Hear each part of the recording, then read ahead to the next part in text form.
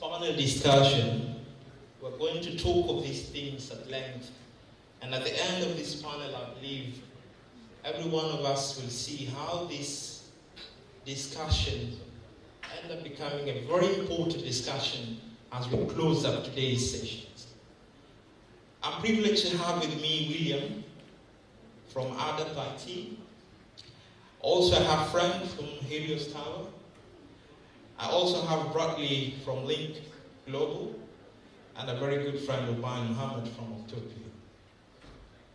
These colleagues of mine today will share with us how we are going to foster and to make sure that our critical infrastructure, our money, and our people are indeed secure and safe as they browse through the internet and they communicate with these devices across the globe. So I will allow, starting with William, to introduce yourself, and after introducing yourself, you can tell us a little bit of what you do, and then I'll move on the same question to everyone else.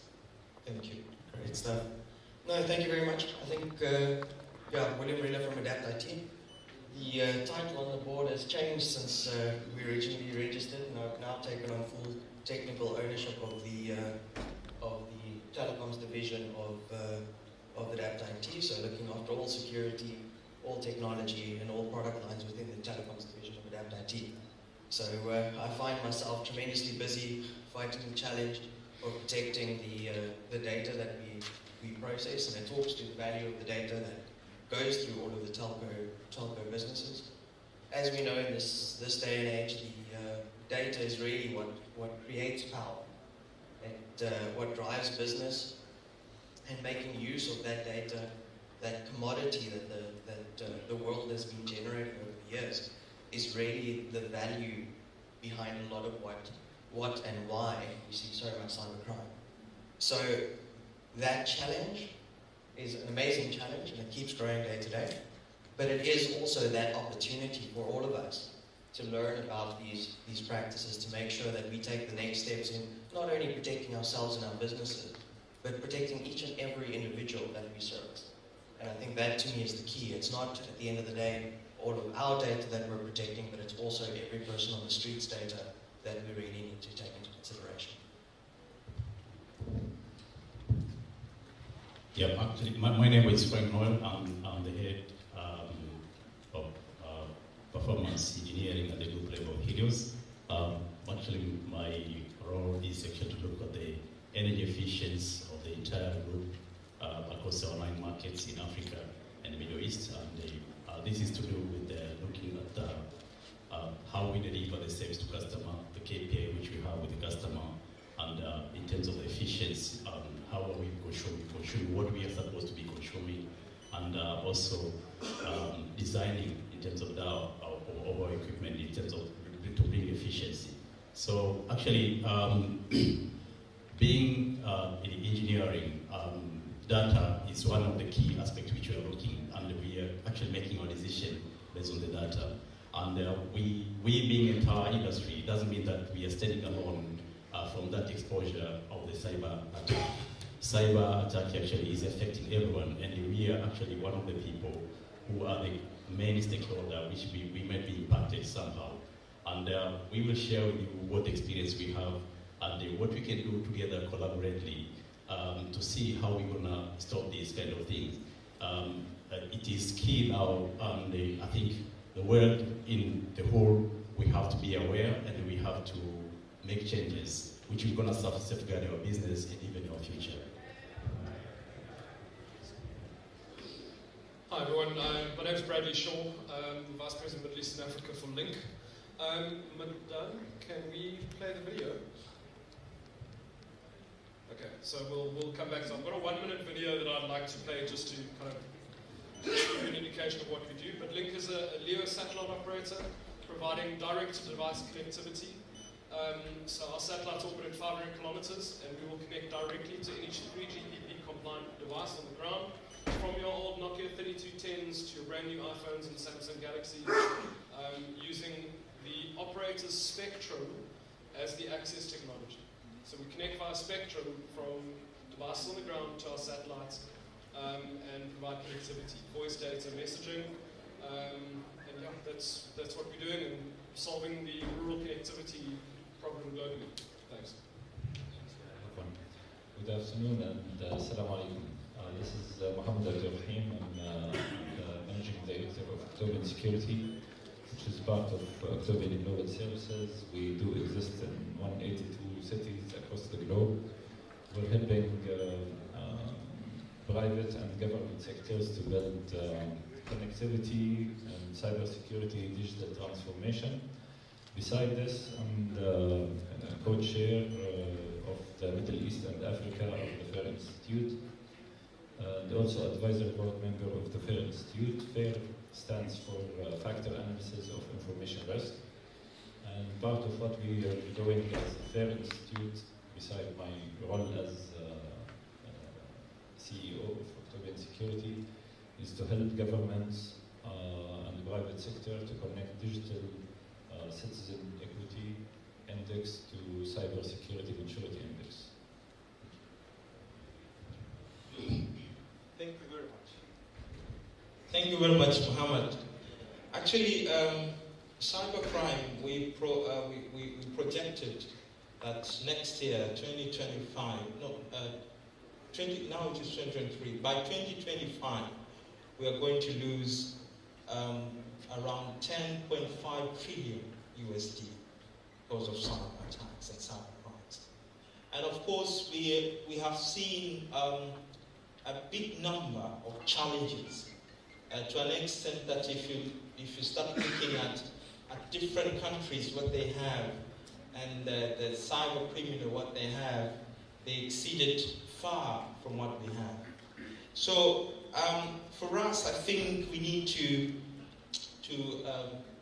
quantify and monetize our decisions in cybersecurity so that we can protect our critical infrastructure, but also we can make sure that we, as we move or we transfer or we go to digital economy and digitizing everything, we move in a safer way.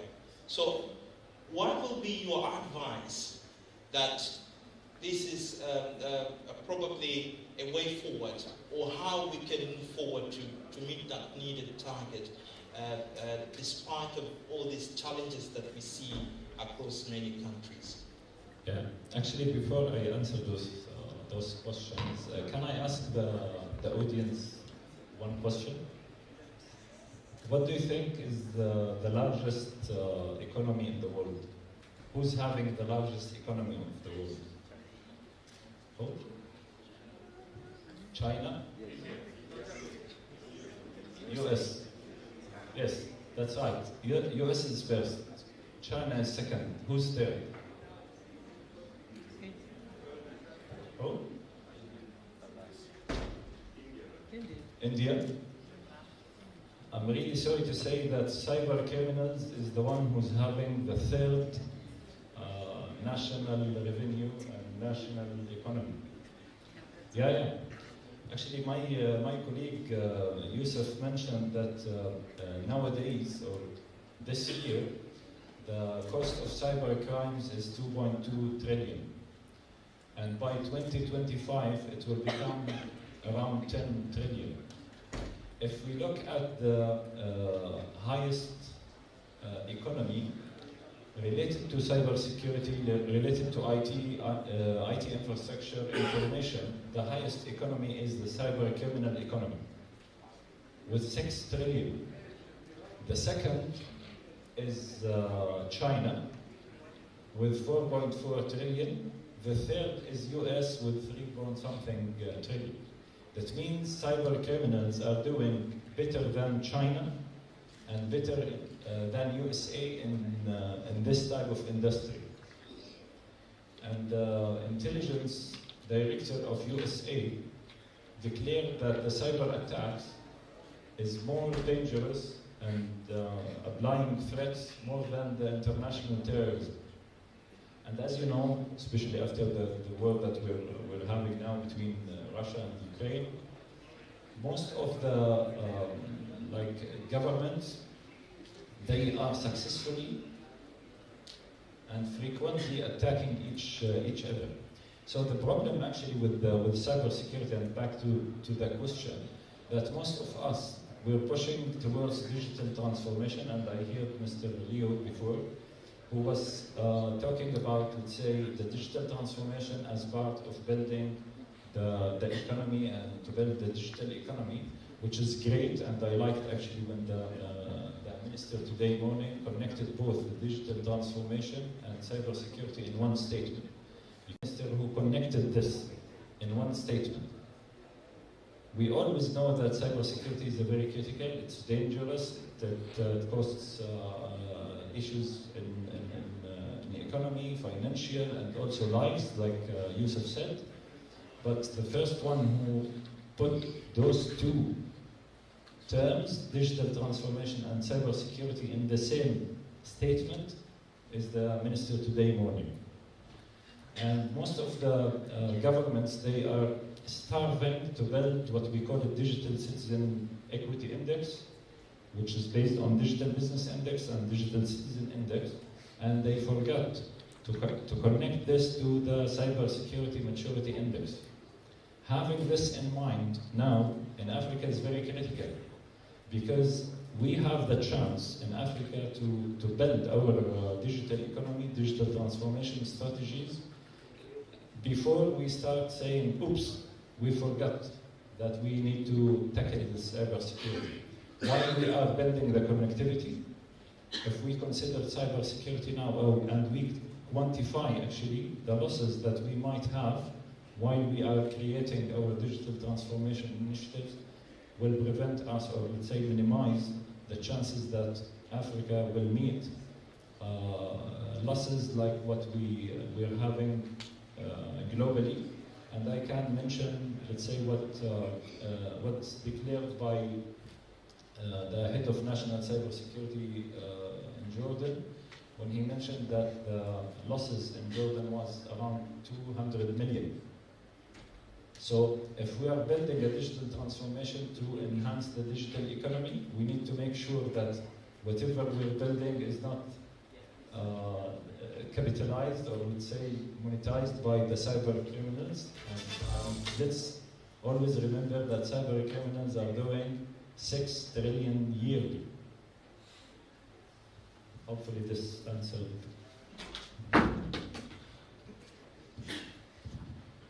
Thank you very much, Mohammed. Actually, the other time we had a discussion, and it was in Kigali, Rwanda, and Eugene from Kaspersky told us that Africa, we need to do more to fight off cyber attacks. And then during that discussion, we were asking ourselves that what kind of crime that we used to know that is no longer in the cyberspace. Because I think we know bullying now, we have cyberbullying. People used to steal money, now people can steal money, a lot of money from banks, just by clicking here and there. We have reached a point where people can kill others in a cyberspace. Ransomware attack was around 2019.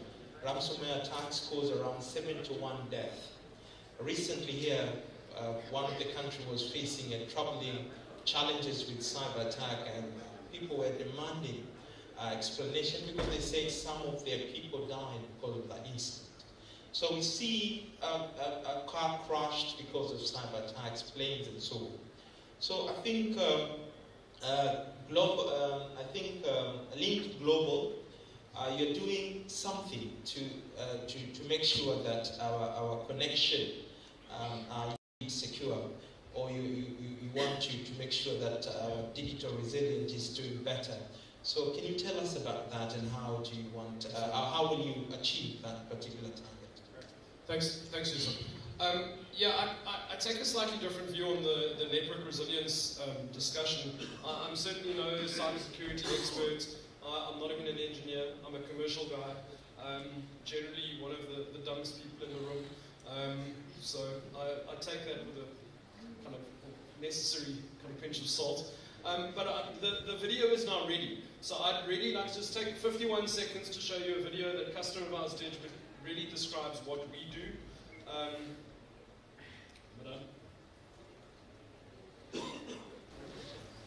Spot, but we picked it because it's got no network coverage, so you can't phone call out here. We're going to try one via a cell tower in space.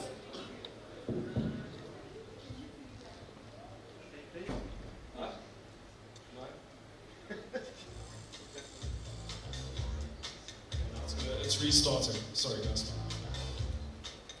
So we're in a Hanua Regional Park, which is a pretty nice spot, but we picked it because it's got no network coverage. So you can't normally make a phone call out here. We're going to try one via a cell tower in space. Hello, Brendan. How are you doing? Hey Dave, can you hear me? Loud and clear, mate. Loud and clear. First call over satellite from New Zealand. Schedule groundbreaking peak milestone for a morning. Hey, do you want to hear a dad joke? It's pretty cold up in space, but it just got... 2 degrees cooler. So cool. Great stuff. Thanks very much. So yeah, what we're providing is digital infrastructure and specifically mobile network coverage from a satellite. Now, digital resilience in my mind, or kind of network resilience in my mind, covers cybersecurity, but also access to the network. Having 24-hour access to the network at all times, whether that involves the power side, the network uptime, and coverage. And coverage is a big issue in Africa. Today, we still have 50% of the population that doesn't have coverage on this continent. We have stories in, so just one anecdotal story, in Chad, you have a village about 300 kilometers from their closest town that has coverage. A vehicle drives from that town from the village into town every day, carries a bag of cell phones with him. Those mobile devices then get signal when they get to the town. Messages go out, messages come in, vehicle goes back to the town in the evening. People respond to the messages, the next morning the vehicle goes back into town again. So there's a 24-hour turnaround in terms of getting messages to people in that village. That is not a resilient network in my mind. So yes, it's not a cybersecurity topic, but we feel that kind of link is an important kind of link in this network to get coverage to those people that need it and to provide those resilient networks that are available all the time for MNO and MNO customers and generally just for the populace of Africa. Today we're sitting in the GSMA says we've got 45% of the population that's currently uncovered. How is that possible in 2023? We have 45% of 1 billion people in Africa that don't have network coverage at home.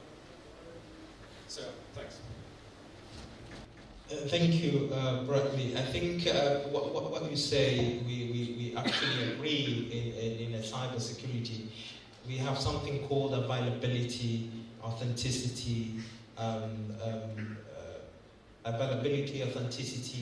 and then we have confidentiality and integrity. These things we all look at when we speak about cybersecurity. So I think the availability part is the one you touched on. So thank you very much. Okay, I want to move on with to my friend Frank from Helios Tower. I think one of the bigger challenges that I've seen of late is that most of our telecom companies in Africa hear a story from one country to another country, that they're facing troubles whereby even people, they can't do the transaction, those mobile money, they can't communicate well, they can't text one another because of these challenges with connectivities and so on and so on. So I think it becomes a trend as of late. And I think Helios Tower, you work very closely with MNOs. So can you tell us, what do you think is lack, or what do you think it's a challenge that you probably need to address so that we can strengthen our cyber security in our MNOs and of course the wider perspective of different other organizations? Okay, yeah, thank you, Yusuph. Actually, I would like to go back to the history and then we come back to where we are. Basically, if you look at Helios, for the MNO point of view, when we acquire the towers, we have a lot of challenge. And I can call cybersecurity is advanced ways of theft, which is happening now on interconnected networks. So back in the days, when we acquire the towers, and even the challenge which we've been facing by MNO, availability has been our challenge, and it is coming from different perspectives. It can be power, and the theft has been one of the major challenges actually happening and affecting us. So you find that we may be losing the assets, we may be losing fuel of the generator, we're losing the batteries, and the sites or the entire backbone goes down. And this actually causing people not able to make the phone call. I can give you an example where we may find that, let's say we have a mom somewhere in the village. She's able to deliver, and somewhere in the middle of the night she's making a call. And all of a sudden somebody goes and tamper with the infrastructure, actually steal the battery or steal the fuel. The entire network is down. So we have the probability of losing the mom and the child over there. So this is quite high, and all together we need to do something. So on in Helios' point of view, we look at the way we are facing this challenge, and we come, initially we used to have the man guard actually manning the sites. Now, with the technology evolving, we are actually using the IoT, connecting our site, using the alarms, using the CCTV. So we have the mixture or the hybrid of security means of protecting the asset. So, and in risk area, we're even doing the patrolling. So basically, what we are doing is to cover the gap where being human being can being awake for 24 hours, So we have a security gap, but some of the time they won't be 24 hours. So the actual technology aspect is contemplating that amount. And then when we have safety, we get the alarms from our monitoring system, and we are able to act on that perspective. So what we are doing now is to make sure that we are covering the safety aspect of it, and this actually assure the network availability not only from our side, but also from the MNO, and actually assure our customer satisfaction. So what we should be doing now, I think collectively we need to come together. Cybersecurity is something actually not of a certain government or a certain institution. It's all over the globe. As you have seen the statistics here, $60 trillion we are losing, which is huge. It's an enormous amount of money. How can we stop it? We need to come collectively. If you look at the government today, let's take it the way of pandemic. When Corona happens, COVID, you can see we have an awareness coming from both angles. We have an awareness coming from WHO, it goes down to the government, and actually the Ministry of the Health taking that to the people. So the awareness was very good, and everyone was taking precaution to protect himself. So what are we doing with cybersecurity? We haven't done enough. I think that's the time now I'm calling from the MNO, from the investors, from the government, to come together and try to see how we can actually bridge that gap and make sure that the cybersecurity awareness is for everyone, and everyone is taking precaution. I will also challenge and try to direct, maybe we are doing a lot of CSR. Can we direct maybe some of our CSR in terms of cybersecurity awareness? People knows the risk of it, and they know how to protect themselves from that angle. Probably I'll just leave it to other people to take it over. Thank you.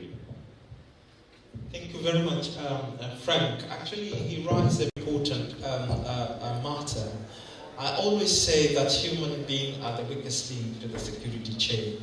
Most of these attacks that we see today, we'll find out a certain individual did something wrong, and not always the technology issue. So I think awareness is a very important thing, and I suggested that we should work closely together. Different companies with those CSRs that we spoke of. I think it's a right time now to push this money to awareness programs. And just to put that I think next month is our Cybersecurity Awareness Month. Globally, we are celebrating Cybersecurity Awareness Month.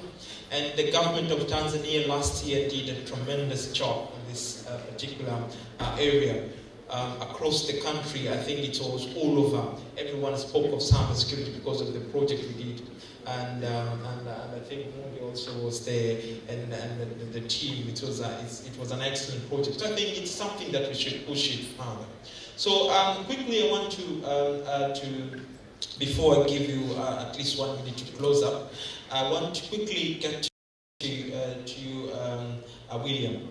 I think one of the bigger challenges that I've seen of late is that cyber criminal use similar techniques. Cyber criminal attack here, and tomorrow you see the other part has been also attacked with similar techniques, similar ways of the. If you look at it or investigate the matter, you realize everything was done the same. So I fear we lack sharing of intelligence and information become a problematic thing that I don't know how we can get out of it. So, on your view, what do you think should be done more so that at least we can bring that gap of sharing of info and intel in a good way in organizations and countries? No, thank you for that question. I think it's the age-old question. Everybody wants to know what we do. It's a serious problem. We all understand that people are losing a lot of money, people are losing their lives. It's something very, very serious. And as I started, there's data behind all of this. The reality of it is that data is not only what's causing this wave of violent of cybercrime, it's also the answer. Because as you say, we've seen these things before. Tracking properly what's happening on the network, what's going in and out, and to where, is how we identify these things in the first place. And most cybersecurity agencies are at the moment looking further and further down this rabbit hole to see what we can do to allow for early detection of all of these things, to minimize that impact as much as possible, and make sure that we've got early warning systems for all of these different things. The other large aspect of all of these things is layering of security. I know whenever we talk about security, it tends to be an expensive conversation, and it grows and grows and grows based on how important the data is. But the reality is that we build layers into security specifically so that it buys us time to detect and decay. If, for example, we've got 3 layers of security and an intruder manages to make it through the first layer, the second layer might just hold them up long enough so that the first layer can kick back in and block them right back out. And the reality is, the more we learn, the more we share, the more we educate, not only from the technology that's available for all of all of these layers of security, but also from that social engineering aspect. As you say, majority of cyber crimes is not somebody sitting behind a terminal hacking away at a computer. Majority of cyber crime is somebody picking up the phone, calling somebody. We always hear about the call centers that call old grandmas and ask for their security numbers and everything else, and they are all too happy to provide it. The reality is, majority of cybercrime can be stopped by educating individuals. And for me, that's the drive. The drive is not to look at security as this negative that everybody looks at and sees this sink of money because we keep investing in it. It doesn't generate its own value. It is there to protect that, but it is a necessary evil for us to make sure that we keep all of our data safe, all of our businesses protected from not only the monetary value, but also the reputational risks that go along with it. Before you put down your mic, I think you can also provide your final remarks. 1 minute. Well, I think it's always nice to have a stage like this to talk about something that most of the time we don't want to talk about for various different reasons. Security has always had a negative connotation because it means that somebody is attacking us. The reality is, because we are successful businesses, because the MNOs are growing, because telecommunications and interconnectivity of people has become such a valuable commodity, it needs to be protected.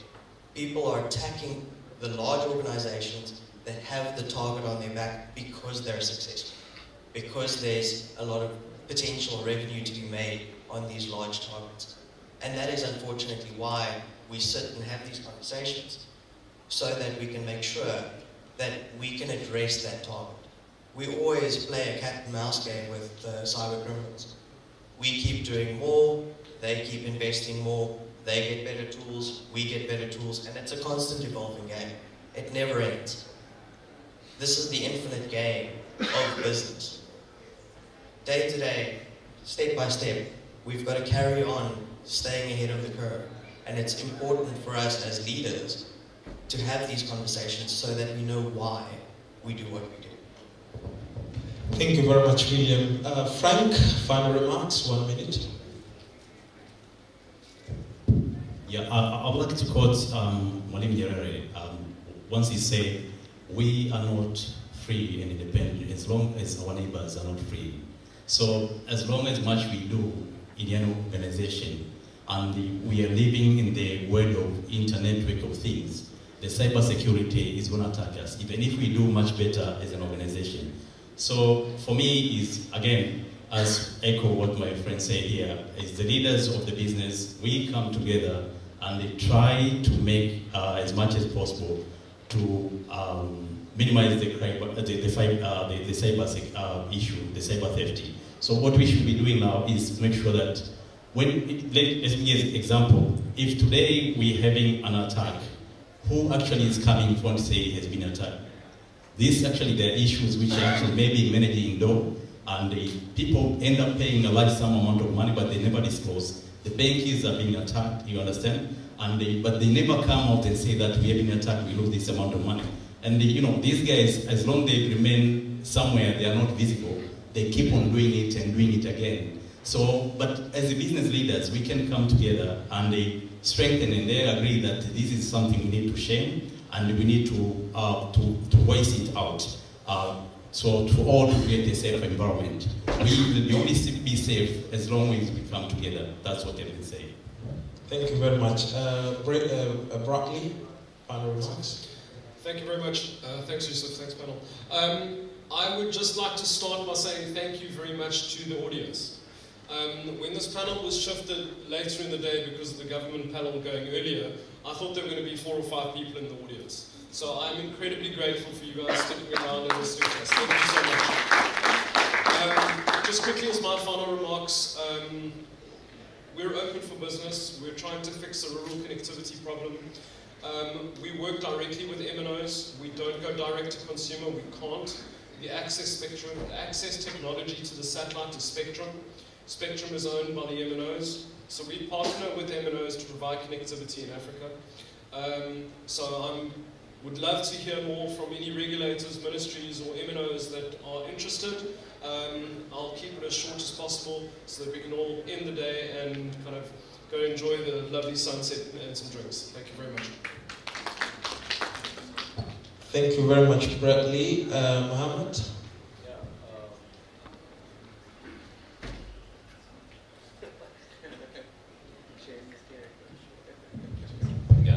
So, actually, my final remarks will be, first of all, cybersecurity is not a technology problem. It's a business problem, so don't expect that your ICT or, let's say, cybersecurity leaders can do this or protect this on behalf of you.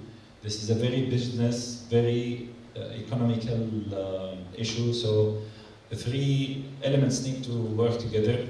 First one is the technology partner, name it whomever. The other one is the government, and those are not enough. The third one is the economists of any government or any organization, because 86% of the attacks and the cyber crimes, which is 6 trillion yearly, is driven by economical motivation. The cyber criminals are incentivized to do this. It's a very low risk and high gain. A cyber criminal, a smart cyber criminal can do millions, if he's smart, can do millions without the fear to be caught. So he is incentivized to do this, to create those millions. We need to incentivize people to do security. We don't do this, unfortunately. We don't pay the programmer or the network administrator more if he is doing his job securely. So there is a misalignment between our view and the cyber criminal view. We need to incentivize network administrators, database administrators, workers, coders, to build secure products, install systems securely. This will not happen if the economists, the governments, the technology providers work together, and I agree with all. The best way to do this is to quantify risk. Unfortunately, as a cybersecurity leaders, we used to say high issue, high dangerous, high medium low. This will not work. If we didn't do cyber security quantification, I mean we quantify that if you do this, you will lose this amount. This is the only way that your CFO, CEO, or regulator will understand what you're speaking, and then he will act. And thank you. Thank you very much, Mohammed. I acknowledge a good friend of mine, Esther, is there, and I want to give you at least 1 minute to comment or do something of note. Good evening. Without taking so much of your time, as I mentioned earlier, I'm a cybersecurity expert, and this is a subject that's close to heart. So as we're speaking on meaningful connectivity and digital resilience, let's not forget the young ones. These are the ones growing up in the age that we did not grow up in. The age of connectivity where they overshare sometimes things on social media. And sometimes they go on social media, they use this connectivity for the better, but they don't know how to protect themselves. So us as the decision makers and the stakeholders, we need to come up with a program to educate our youngsters on how to safely navigate through the digital space. Thank you. Thank you very much, Esther. I think the government of Tanzania is doing very well in that area, and next month you will see a tremendous job. I'm expecting it will be better than what we did last year. So keep that in mind, and I believe you will be a good part of it as well this year. Okay, so with that, I know I don't have enough time. Some people are raising hands. I don't think we have that time. We may do a similar session tomorrow morning, given that we have some time and it's an important topic. Okay, no problem. I think tomorrow we can hold up those questions for tomorrow. For me, I would say that cybercrime is a big challenge to all of us. It brings troubles to every country. No single country is immune to cyber crimes. So we need to do more. We need to fight harder with cyber criminals. And of course, the last thing I would say when we talk about cybersecurity is shared responsibility. So every one of us have to play their part to make sure that our cyberspace is indeed secure. And when we do that, all of us, then definitely our cyberspace will be a good place for our youngsters to live around, and all of us will be happy to be around it. Thank you very much for your attention. Thank you very much, my panelists, and I look forward to have this good discussion next time, a bit longer, so that at least people can learn more about cybersecurity and digital resilience. Thank you very much. Fantastic. Yusuph, thank you all so much. This is a very important topic. A number of people came and approached us, and I like what you said about the future. The young generation has to grow up feeling safe in this new world. So we may do another smaller session tomorrow on cybersecurity and risk management.